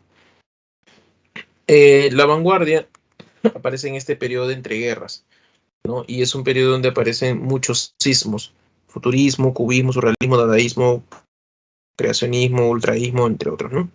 Este, no, lo que hay es una, digamos, tratar de crear otra realidad, porque a nadie le gusta estar en, digamos, una realidad de las guerras, ¿no? Hay una actitud, ¿no? Rebelde, iconoclasta, ¿no? Frente a esta realidad, ¿no? La vanguardia, ¿no? Cambia, vuelve lúdico nuevamente el arte, ¿no? Miren, por ejemplo, este es un caligrama, es una mujer, ¿no? ¿No? Es un caligrama, miren las grafías del espacio, ¿no? Las metáforas, ¿no? Si en este poema surrealista, ¿no? En el surrealismo, tú no debes encontrar en la lógica, porque si vas a tratar de buscar la lógica que tú tienes, no vas a entender el poema. Lo que buscan los surrealistas es crear otra realidad. Tu realidad, por ejemplo, es que te digan, o tú escuchaste, ¿no? Tus ojos son dos estrellas, ¿no? Eso es lo clásico, pues, ¿no? Pero ¿qué pasa si te dice, tus ojos son dos arañas que se queman? Tú dices, ¿cómo es eso? No se entiende. Es que no tienes que entenderlo, tienes que comprender la nueva realidad que se está creando. El motivo de la salida del Quijote de ir al encuentro de Dulcinea, no, Naomi. Él lo que él hace al salir es tratar de encontrar el mundo que ha leído en las novelas de caballería en la realidad. Él no sale a buscar a Dulcinea, no, para nada. Su orientación es salir, digamos, a encontrar ese mundo que él ha leído en las novelas de caballería, algo que por supuesto no encuentra, ¿no? Y Sansón Carrasco dice, lo llevó de regreso a su casa. No, eh, no. Cuando Sansón Carrasco lo vence como el caballero de la Blanca Luna, le dice, ¿no? Que regrese. Y él regresa. Él regresa. Cuando regresa a casa, en su casa cae enfermo. Y cuando cae enfermo, recupera la razón, ¿no? Hace su testamento y muere. Así es. O sea, solito regresa a casa, mejor dicho, ¿no? Bien, estas son las características de la vanguardia: afán de originalidad, ¿no? Predominio de la metáfora. Siempre buscaron ser originales los de la vanguardia, la metáfora, porque la metáfora es crear otra realidad, ¿no? La escritura del sueño. Los sueños son metáforas, una tras otra, ¿no? Metáforas son. Entonces ellos escribían, ¿no? A partir del sueño, ¿no? Cuando dice intrascendencia, ¿no? Es que cuando los dioses te dan la poesía es trascendente, ¿no? ¿No? Así se concibe, ¿no? Trascendencia es cuando las deidades te dan la poesía, pero cuando es intrascendente quiere decir que eso es humano, intrascendente, aquí se crea todo eso. Generación del 27, la generación del 27 está dentro de la vanguardia. Ellos o sea, están dentro del contexto del tricentenario de la muerte de Góngora, ¿no? De la celebración de los 300 años de la muerte de Góngora. Se da dentro de la Guerra Civil Española, que es del 36 al 39, ¿no? Y estos son poetas, todos, ¿no? Ellos tienen militancia política, luchan en favor de la República, porque justamente comienza a aparecer el fascismo en Europa y en España también, ¿no? Entonces luchan contra el fascismo español, ¿no? Y mueren, por ejemplo, a García Lorca lo fusilan, por ejemplo, y los otros son desterrados a diferentes países como México o Argentina, ¿no? Está Rafael Alberti, Luis Cernuda, García Lorca, Pedro Salinas, ¿no? Vicente Aleixandre, Jorge Guillén, ¿no? Entre otros. García Lorca es un poeta, digamos, que cultiva la tradición, ¿no? Pero también está adecuado a la vanguardia. García Lorca retoma, digamos, la tradición en Romancero Gitano, pero también está con la vanguardia en un poeta en Nueva York, por ejemplo, ¿no? No, onírico significa sueño. Onírico significa sueño. Como les dije, los sueños son metáforas, ¿no? Y entonces cuando tienen sueños son como metáforas, poesía en el sueño, ¿no? Entonces ellos escriben a partir de los sueños, ¿no? Tratan de recrear esas imágenes que están en tu sueño. Ajá. Bien, y García Lorca, pues, gana una beca, ¿no? Para irse a Estados Unidos, ¿no? Pero justo gana en la época más salvaje del capitalismo, ¿no? El capitalismo salvaje se va a García Lorca, ¿no? Y está en Nueva York. Es la época de los años 20, la mafia, del crack del 29, de la cuestión de los rascacielos, ¿no? O sea, es lo más alienante, ¿no? Que ve García Lorca. Y él es una persona sensible, pues, ¿no? Y cuando está allá le choca toda la deshumanización que hay, ¿no? Y se retorna a casa y escribe Poeta en Nueva York, ¿no? Este, Poeta en Nueva York es de corte vanguardista, ¿no? Género lírico, pues, poemario de vanguardia, de corte surrealista, ¿no? Características, muchas metáforas, ¿no? Enumeraciones quiere decir que una metáfora tras otra, una metáfora tras otra. Esas enumeraciones, ¿no? Verso libre propio de la vanguardia, ¿no? El léxico a lo contemporáneo, claro, porque en el caso de Romancero Gitano, por ejemplo, su léxico es la gitana, ¿no? Por ejemplo, el mundo gitano, la tradición, el romance, el romancero, ¿no? Todo eso es de la tradición. Pero ahora en Poeta en Nueva York te encuentras automóviles, por ejemplo, rascacielos, ese léxico es contemporáneo, ¿no?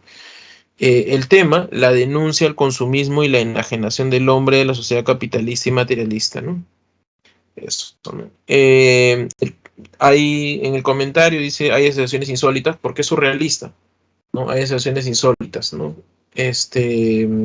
Y también muestra o están presentes los personajes marginales, ¿no? Personajes marginales, ¿no? Por ejemplo, ¿no? Y erotismo. Ya no voy a leer el poema porque me dan el tiempo. El teatro de Lorca. Teatro de Lorca está entre verso y prosa. Verso, por la tradición, él es muy cultor de la tradición, ¿no? Y también la prosa que es moderna, ¿no? El teatro en verso se realizaba en la tradición, ¿no? O sea, los griegos, los romanos, ¿no? Los franceses, ¿no? Los mismos españoles, pero también en la prosa que es moderna. Es realista en cuanto al tema, ¿sí? Tiene un carácter moralizador, ¿no? y están los códigos sociales. Él realiza tragedias y las tragedias tienen esta cuestión del destino como tema. Sin embargo, ¿no? Sin embargo, el destino no existe pues en el siglo XX, ¿no? Pero entonces lo interpreta como códigos sociales. Y los códigos sociales, está, digamos, esta cuestión de... En ese momento se creía que los códigos sociales te condicionaban, ¿no? Y que era como una especie de destino, ¿no? Que, es decir, tu entorno te condicionaba que seas algo, ¿no? Algo así, ¿no? Entonces los personajes luchan o se someten contra eso, ¿no? Bodas de Sangre está escrita en 3 actos, ¿no? El primer acto, ¿no? Está el personaje, el novio, la novia, la madre del novio, el padre de la novia y Leonardo, el único que tiene nombre. Está en 3 actos. El primer acto, el novio llega a la casa de la madre, ¿no? Y le dice que se va a casar. La madre le pregunta quién es, le explica un poco, ¿no? Y la madre tiene mucho temor porque la novia ha sido novia antes de Leonardo. Y la familia de Leonardo, tiempos, años atrás, ¿no? Ha matado al padre del novio y a un hermano del novio. Entonces la madre tiene miedo de que por la novia hay una relación indirecta, digamos, ¿no? Y tiene miedo, ¿no? De que el Leonardo mate a su hijo. Le dice eso, ¿no? Y el novio le dice que no se preocupe, que tiene el cuchillo, ¿no? Símbolo de la violencia desde el inicio, y que con eso se va a defender. En el mismo acto, el novio va a la casa de la novia y se entrevista con el padre de la novia y le dice que se va a casar. El padre le dice, está bien, ¿te parece un par de meses? No, mañana. Y bueno, así acaba el primer acto. Las bodas. En la mañana, antes de las bodas, la novia, perdón, está siendo peinada por su criada. Y la criada le dice, ¿por qué estás triste, no? Debería ser el día más feliz de tu vida, pero te veo triste, le dice. La novia le dice, ¿qué hablas? Yo estoy feliz a mi modo, ¿no? Y la criada le dice, bueno, de repente todavía sientes algo por Leonardo. La novia le dice, no hables esas cosas, que eso no es cierto. Y la criada le dice, ¿qué te diría si Leonardo vino ayer, ¿no? A la casa, ¿no? Y la novia le dice, ¿preguntó por mí? No, que no sentías nada. O sea, sí sentía algo. Se casa la novia con el novio y están en la recepción en la casa de la madre. Y de pronto la novia le dice, mira, ¿sabes qué? Estoy aburrida, cansada, me voy a dormir. Y se va a su cuarto, ¿no? La madre le encuentra al novio y le dice, ¿y tu novia? Está cansada. Le dice, anda, trae a tu novia. Entonces va hacia el cuarto, toca la puerta, nadie abre, empuja la puerta y de pronto ve las ventanas abiertas y se acerca a la ventana y en la oscuridad se escucha el galopar de un caballo. La novia se ha fugado con Leonardo. Fin del segundo acto. Tercer acto. Está en el bosque Leonardo y la novia, ¿no? Y la novia le dice, ¿por qué has venido a interrumpir, ¿no? ¿Por qué me has llevado? Y Leonardo le dice, ¿qué? Yo solo me acerqué, dice, yo no abrí la ventana. Tú te subiste sola al caballo. Tú golpeaste al caballo para ir, ¿no? O sea, la novia todavía estaba enamorada de Leonardo, ¿no? Y cuando están hablando de eso, ¿no? Llega el novio y Leonardo le dice a la novia que se marche, ¿no? Que tiene que arreglar unos asuntos. Como es una tragedia a la manera antigua, ¿no? La violencia no se puede escenificar. La novia se marcha y se escucha a lo lejos 2 gritos desgarradores. Fin, no, perdón. Seguimos en el tercer acto. En la otra escena, la novia llega a la casa de la madre y ahí le dice este, la madre le pregunta, ¿no? ¿Qué fue? ¿Dónde está mi hijo? Y la novia le cuenta, ¿no? Que, bueno, llegó el novio, ¿no? Y sacó el cuchillo, ¿no? Y lo apuñaló a Leonardo. Y Leonardo agarró el puñal y lo acuchilló, ¿no? A el novio, ¿no? Los dos han muerto. Y la madre, o sea, se pone triste, le dice que se vaya, ¿no? A esta mujer que no sabe discernir sus sentimientos, ¿no? Y que se vaya, ¿no? Se va la novia, ¿no? Y las vecinas lloran a la manera del coro griego antiguo, ¿no? Fin de la obra teatral.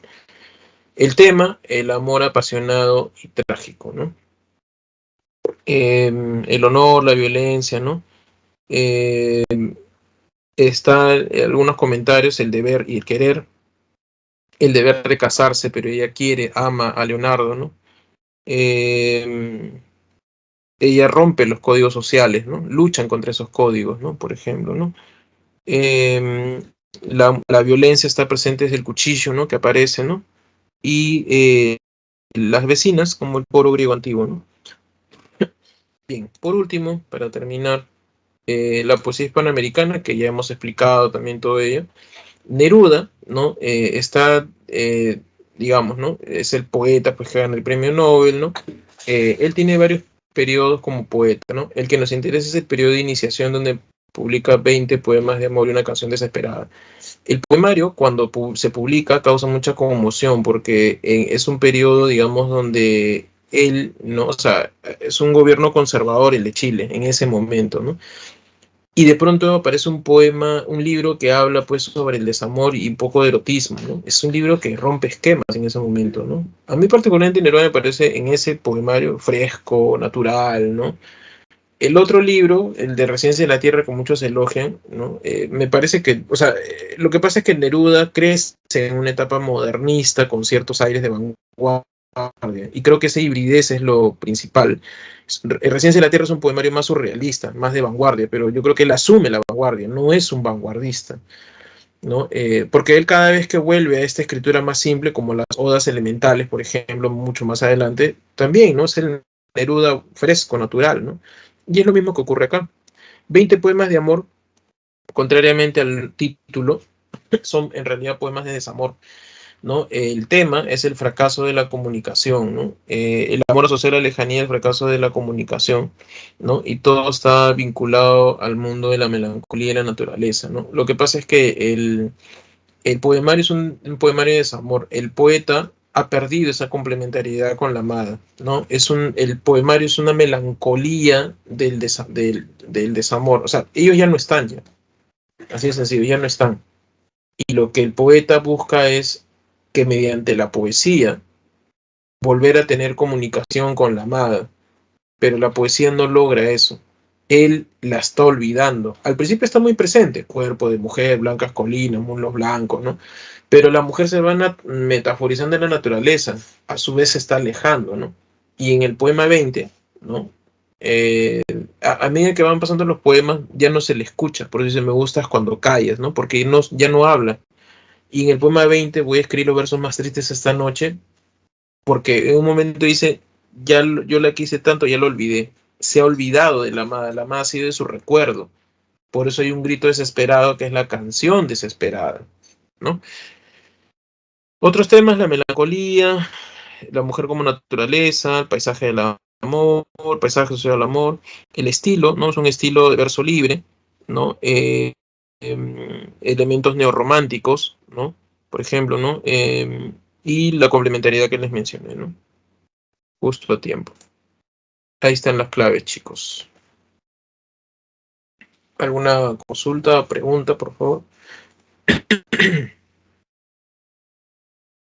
Este es el único que tiene personalidad, ¿no? O sea, es humano. Los otros son, por las mismas nominaciones, son arquetipos sociales. O sea, el novio, ¿cómo debe ser? Un novio que debe siempre buscar a la novia, ¿no? Y buscar lo mejor para ella. La novia, el deber de ser novia, ¿no? Pero en cambio Leonardo son arquetipos. O sea, perdón, Leonardo es humano, los otros son arquetipos, ¿no? Por eso es el único que tiene nombre, ¿no? Bien, chicos. Muchas gracias. Nos vemos. Cuídense.